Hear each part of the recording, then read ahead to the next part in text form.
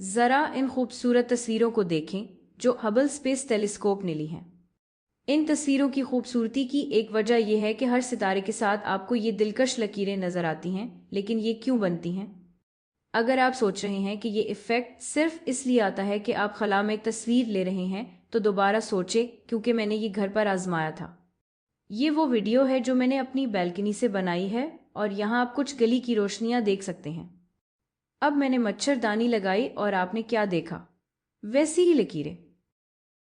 आप ये इफ़ेक्ट यानी असर तब भी देख सकते हैं अगर आप अपनी आंखें थोड़ा सा सुकेर कर देखें। तो यहाँ क्या हो रहा है? इसकी तह तक पहुँचने के लिए हमें ये देखना होगा कि जब रोशनी किसी रुकावट से टकराती है तो क्या होता है। यही हमारा मकसद है। यही इस वीडियो का मकसद है। और ये सुनने में तो सीधा सा लगता है, लेकिन जैसे जैसे हम देखेंगे ये काफ़ी दिलचस्प और गहरा है। तो आइए इसको समझते हैं। तो जब रोशनी किसी रुकावट से टकराती है तो क्या होता है? सोचें कि हमारे पास एक टार्च है और हम इसके सामने कुछ चीज़ें रखते हैं, जैसे कोई सिक्का। फिर हमें पता है कि क्या होगा। रोशनी यहाँ एक साया डालेगी, हमें यहाँ सिक्के का साया मिलेगा और हम यहाँ कहीं रोशनी देखेंगे।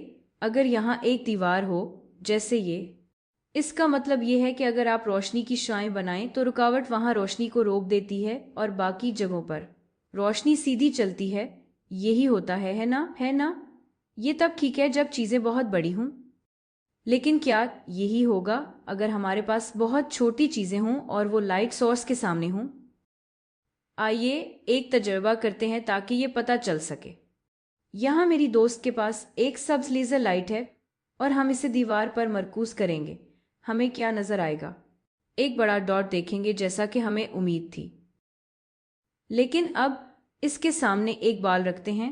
बाल की मोटाई बहुत कम होती है, तो अब हमें इसके सामने क्या नज़र आएगा? मेरी तवक्को तो यही होगी कि पहले जैसा ही डॉट नज़र आएगा, बस दरमियान में बाल का साया भी होगा। अच्छा, चले देखते हैं। हमें वो नज़र नहीं आ रहा। ओ खुदाया, यहाँ हमें क्या नज़र आ रहा है? सबसे पहले तो हमें वही डॉट दरमियान में नज़र आता है, लेकिन अब यहाँ कुछ लकीरें भी नज़र आ रही हैं। ऐसा लग रहा है जैसे रोशनी किसी तरह फैल रही है। ये कैसे मुमकिन है? क्या हो रहा है? जब हमारे पास बहुत छोटी अशिया हों तो रोशनी इतनी मुख्तलिफ क्यों बर्ताव करती है? इस सवाल का जवाब देने के लिए हमें याद करना होगा कि रोशनी एक वेव यानी लहर है, और अगर आप वेव मॉडल इस्तेमाल करें तो शायद सब कुछ समझ आ जाए। लेकिन चूंकि हमें रोशनी को वेव के तौर पर देखने का कोई तजुर्बा नहीं है, तो चले पानी इस्तेमाल करते हैं। यहाँ एक गूगल मैप की तस्वीर है जिसमें कुछ पानी की वेव्स नीचे आइलैंड्स की तरफ आ रही हैं या टकरा रही हैं। वेव्स नीचे की तरफ आ रही हैं। अब देखते हैं कि जब वेव्स टकराती हैं तो क्या होता है और यहाँ वेव्स कैसी नजर आती हैं। तो मैं इसे जाहिर कर देती हूँ। आप क्या देखते हैं? आप यहाँ कुछ गोल गोल रिपल्स देखते हैं। ये तो बहुत दिलचस्प है। क्या आप देख सकते हैं? ये इसलिए दिलचस्प है क्योंकि अगर आप आने वाली वेव्स को खींचेंगे तो वो तकरीबन हॉरिजॉन्टल हैं। आप देख सकते हैं ना? तो यहाँ हॉरिजॉन्टल वेव्स हैं। मेरी तवक्को ये थी कि जब वेव्स आइलैंड से टकराएंगी तो आइलैंड के नीचे वेव्स नहीं होनी चाहिए और यहाँ वेव्स बस गुजर जानी चाहें। तो मैंने यही सोचा था कि ऐसा होना चाहिए, लेकिन ऐसा नहीं होता। आप यहाँ फिर भी कुछ वेव्स देखते हैं। मैं आपको दिखाती हूँ। हमें यहाँ फिर भी कुछ वेव्स नजर आ रही हैं। हमारे पास यहाँ कुछ वेव्स हैं। यहाँ वो वेव्स क्यों हैं? यहाँ वेव्स क्यों हैं? ये कैसे मुमकिन है? चले सोचते हैं वेव्स असल में है क्या? वेव्स तो खलल जो एक जगह के पार्टिकल्स से दूसरी जगह के पार्टिकल्स तक मुंतकिल होती हैं। ठीक है। अब अगर यहाँ पार्टिकल्स हैं तो वो ऊपर नीचे जाते हैं, फिर वो ऊपर नीचे जाते हैं तो वो अपने साथ वाले पार्टिकल्स को भी ऊपर नीचे जाने पर मजबूर करते हैं। ठीक है। अब यहाँ मजीद पानी के पार्टिकल्स नहीं हैं जिन्हें वो ऊपर नीचे कर सकें, तो वहाँ पानी की वेव्स नहीं होंगी। ठीक है। लेकिन देखें क्या होता है जब एक वेव आती है। देखें, जब इस खास वेवफ्रंट का पार्टिकल ऊपर नीचे जाता है तो क्या होता है। जब वो ऐसा करता है तो न सिर्फ वो खुद जाता है बल्कि वो अपने सामने वाले पार्टिकल को भी ऊपर नीचे जाने पर मजबूर करता है, बल्कि वो यहाँ कहीं और मौजूद पार्टिकल को भी ऊपर नीचे जाने पर मजबूर करता है, क्योंकि वो इस पार्टिकल के साथ राब्ते में है। ये इस आसपास के इलाके में पार्टिकल पर जोर लगा रहा है और इसीलिए वेव्स सीधी नीचे नहीं जाती, वेव्स थोड़ी सी मुड़ जाती हैं रुकावट के इर्द गिर्द। यही चीज यहां भी होगी, वेव्स थोड़ी सी मुड़ जाती हैं रुकावट के इर्द गिर्द, ठीक है। असल में अगर मुझे वो सिम दिखानी हो जिसमें वेव्स सफर कर रही हैं तो मैं वो भी दिखा देती हूँ। तो यहां से वेव्स आ रही हैं। याद रखें, वेव्स की सिमत हमेशा वेवफ्रंट की सिमत के परपेंडिकुलर होती है, ठीक है। हम तवक्को करते हैं कि वेव्स बस सीधी इस तरह जाएंगी, लेकिन वो सिर्फ यही नहीं करती, यहाँ वेव्स थोड़ी सी अंदर की तरफ मुड़ जाती हैं। तो यहाँ ये इनवर्ट बेंडिंग हो रही है, ठीक है। तो ये मजहर जिसमें वेव्स रुकावट के इर्द गिर्द मुड़ जाती हैं, इसे हम एक नाम देते हैं, इसे डिफ्रैक्शन कहते हैं। ये लफ्ज़ रिफ्रैक्शन से काफ़ी मिलता जुलता है, जो भी वेव का मुड़ना है, लेकिन ये बिल्कुल मुख्तलिफ है। रिफ्लेक्शन में वेव्स इस वक्त मुड़ जाती हैं जब वो मीडियम बदलती हैं, क्योंकि जब मीडियम बदलती हैं तो रफ्तार बदलती है और इसी वजह से वेव फ्रंट्स मुड़ते हैं। ये मुख्तलिफ है, ये डिफ्रैक्शन है डी के साथ। यहाँ वेव्स मुड़ रही हैं, इसलिए नहीं कि वो मीडियम बदल रही हैं। यहाँ कोई मीडियम चेंज हो रहा, कोई रफ्तार नहीं बदल रही, बल्कि वो एक रुकावट से टकरा रही हैं। जब भी वेव्स किसी रुकावट से टकराती हैं तो वो इस रुकावट के इर्द गिर्द मुड़ जाती हैं। यही मजहर है जिसे हम डिफ्रैक्शन कहते हैं। और ये एक वेव मजहर है, ये किसी भी वेव्स पर लागू होता है जो किसी भी रुकावट से टकराती हैं।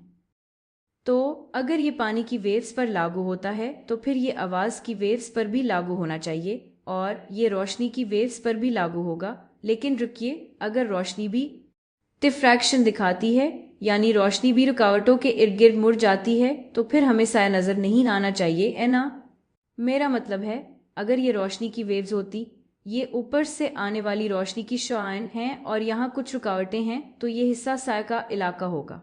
हम अपनी रोज़मर्रा ज़िंदगी में जानते हैं कि ये साया ही होगा, लेकिन डिफ्रैक्शन के मुताबिक रोशनी को मुड़कर साया के इलाके में दाखिल होना चाहिए, यानी हमें साया नज़र नहीं आना चाहिए, लेकिन हमें नज़र आता है।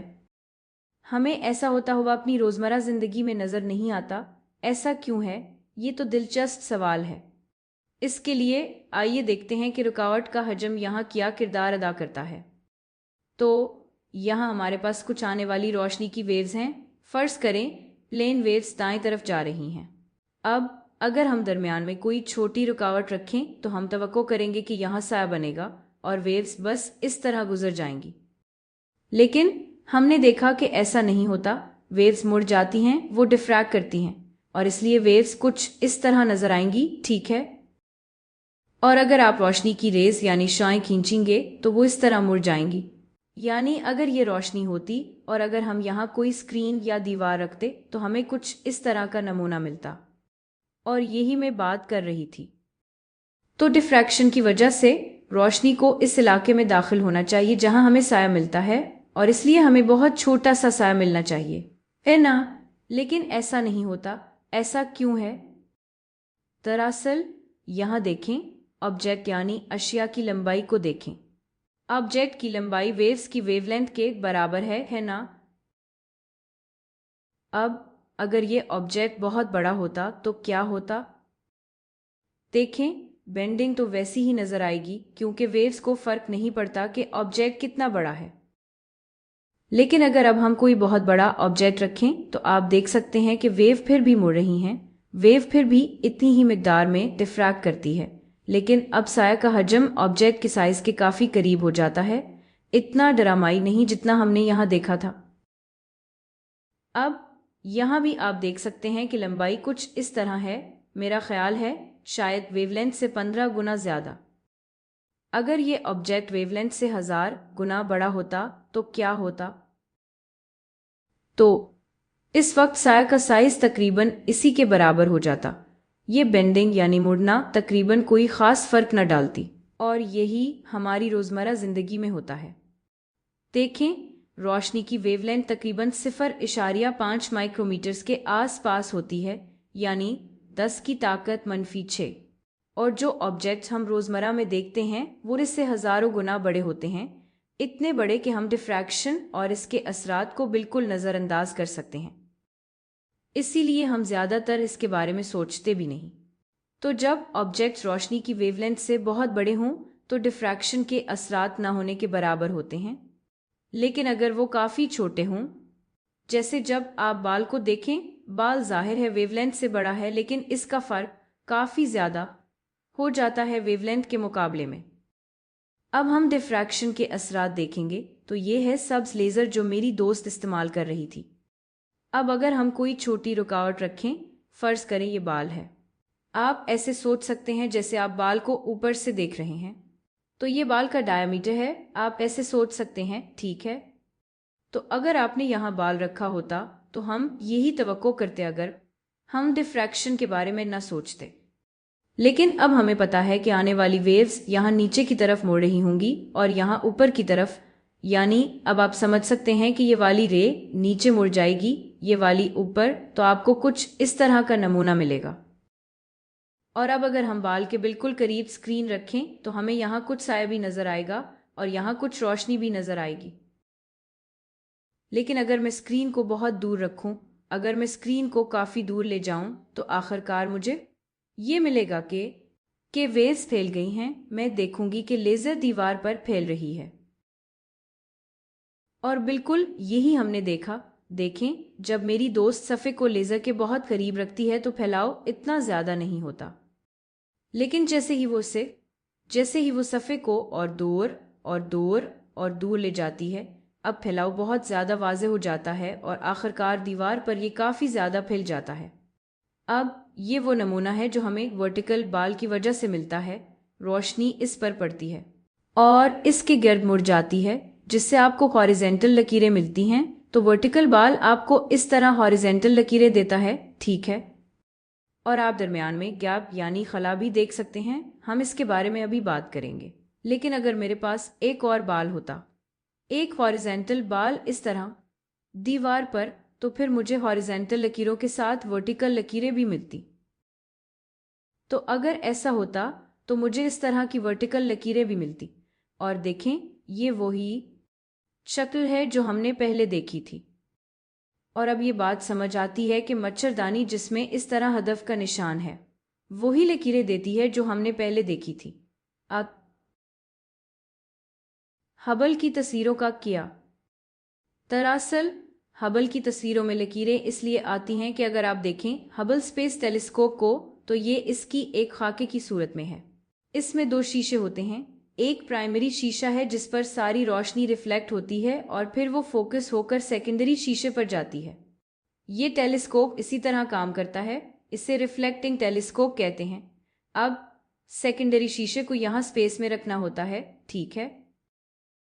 ये बस वहाँ हवा में नहीं रह सकता। इसे वहाँ रखने के लिए, इसे सहारा देने के लिए हमारे पास ये स्ट्रट्स हैं। और इन स्ट्रट्स की शक्ल देखें, ये बिल्कुल वैसी ही है जैसे मच्छरदानी में हदफ का निशान होता है, माफ़ कीजिएगा, जो हमारे पास था। और इसी वजह से ये लकीरें बनती हैं। ये हदफ का निशान इस तरह की एक लकीर बनाएगा और यह स्ट्रीक इस तरह की एक लकीर बनाएगा। कमाल है ना? लेकिन आखिरी सवाल यह है कि हमने क्यों देखा? अगर मैं गौर से देखूं, हमने दरमियान में कुछ तारीक जगह क्यों देखें? ऐसा क्यों होता है? इसके लिए वापस लेज़र की तरफ चलते हैं और इस बार आइए वेवफ्रंट्स बनाते हैं, क्योंकि अब हम वाकई वेव्स को देख रहे हैं। तो चूंकि लेज़र दाएं तरफ जा रही है, वेव भी दाएं तरफ जा रही है, तो वेवफ्रंट्स इस तरह मुतवाज़ी हैं। ये बस यहाँ ख़त्म नहीं हो जाती। वेवफ्रंट असल में आगे भी चलती रहती है, लेकिन जैसे जैसे आप दूर जाते हैं शिद्दत बहुत कम हो जाती है, तो यूँ लगता है जैसे आहिस्ता आहिस्ता ख़त्म हो रही हो। आप इसे इसी तरह सोच सकते हैं। और अब अगर आप यहाँ कोई ऑब्जेक्ट रखें तो वेव्स मुड़ जाएंगी और जैसे हमने वहाँ आइलैंड्स के साथ देखा था, वैसे ही इस तरफ से सर्कुलर हो जाएंगी। तो यहाँ भी कुछ ऐसा ही होता है। मैं आपको ये बनाकर दिखाती हूँ। तो ऊपर से आने वाली वेव इस तरह नीचे की तरफ मुड़ती है, यानी नीचे की तरफ झुक रही है। और नीचे से आने वाली वेव्स ऊपर की तरफ मुड़ती हैं, और जब ये ऐसा करती हैं, देखें, ये आपस में मिल जाती हैं। ये एक दूसरे के साथ मुदाखलत करती हैं और यहाँ कुछ बहुत दिलचस्प होता है। अब ऐसा करने के लिए मैंने यहाँ सिर्फ वेव के क्रेस्ट्स बनाए हैं, लेकिन दो वेव क्रेस्ट्स के दरमियान हमें वेव के ट्रॉफ्स भी नजर आएंगे। तो आइए यहाँ भी वेव के ट्रॉफ्स बनाते हैं, और मैंने ये डॉटेड लकीरों से बनाए हैं, और मुझे पता है कि अभी ये सब कुछ बहुत उलझा हुआ लग रहा है, लेकिन अगर हम गौर करें और यहाँ फोकस करें तो अब हमें इंटरसेक्शन के कुछ दिलचस्प हिस्से नजर आएंगे। पहले यहाँ देखें, आप देख सकते हैं क्रेस्ट्स एक दूसरे से मिल रहे हैं और ट्रॉफ्स भी एक दूसरे से मिल रहे हैं। यहाँ क्या होता है, आपको बहुत बड़ी वेव मिलती है, आपको बहुत बड़ा क्रेस्ट मिलता है और आपको बहुत बड़ा ट्रॉफ मिलता है। जब पीक पर पीक और वैली पर वैली आ जाए तो आपको बड़ी पीक्स और बड़ी वैलीज मिलती हैं। इसे हम कंस्ट्रक्टिव इंटरफेरेंस कहते हैं। तो यहाँ इस जगह में रोशनी की शिद्दत बहुत ज़्यादा होगी, लेकिन ये वाहिद जगह नहीं है जहाँ ऐसा होता है। मैं आपको असल में वो सारी जगह बनाकर दिखाती हूँ जहाँ कंस्ट्रक्टिव इंटरफेरेंस होती है। असल में इस जगह के साथ आप देख सकती हैं कंस्ट्रक्टिव इंटरफेरेंस हो रही है। फिर से यहाँ आप देख सकती हैं क्रेस्ट पर क्रेस्ट, ट्रॉफ पर ट्रॉफ, क्रेस्ट पर क्रेस्ट, आपको कंस्ट्रक्टिव इंटरफेरेंस मिलती है। तो ये वो जगह हैं जहाँ आपको रोशन निशान मिलते हैं। लेकिन कंस्ट्रक्टिव इंटरफेरेंस के दरमियान आपको ऐसे जगह भी नजर आएंगे जहाँ पीक्स और वैलीज एक लाइन में आ जाते हैं। पीक्स और वैलीज एक लाइन में आ जाते हैं, पीक्स और वैलीज एक लाइन में आ जाते हैं। क्या आप ये देख सकते हैं? डॉटेड लकीरें और जो डॉटेड नहीं हैं वो एक दूसरे से मिल रही हैं। तो ये वो जगह हैं जहाँ ये एक दूसरे को ख़त्म कर देती हैं। जब पीक्स और वैलीज एक दूसरे से मिलती हैं तो ये एक दूसरे को ख़त्म कर देती हैं। आपको तकरीबन बिल्कुल भी रोशनी की शिद्दत नहीं मिलती और इसी वजह से दरमियान में अंधेरा आता है। और आप ये दरमियान में यहाँ भी देख सकते हैं, आप असल में यहाँ देख सकते हैं, तो आप यहाँ देख सकते हैं। तो एक बार फिर मैं आपको वो सारी जगह खींच कर दिखाती हूँ जहाँ आपको अंधेरा नज़र आता है। ये वो है जो हमें मिलेगा। तो लाल लकीरें वो हैं जहाँ आपको अंधेरा मिलता है, और सब्ज़ वाली जगह वो हैं जहाँ आपको सबसे रोशन निशान मिलते हैं। और अगर मुझे यहाँ एक दीवार रखनी पड़े तो ये वो है जो आपको मिलेगा।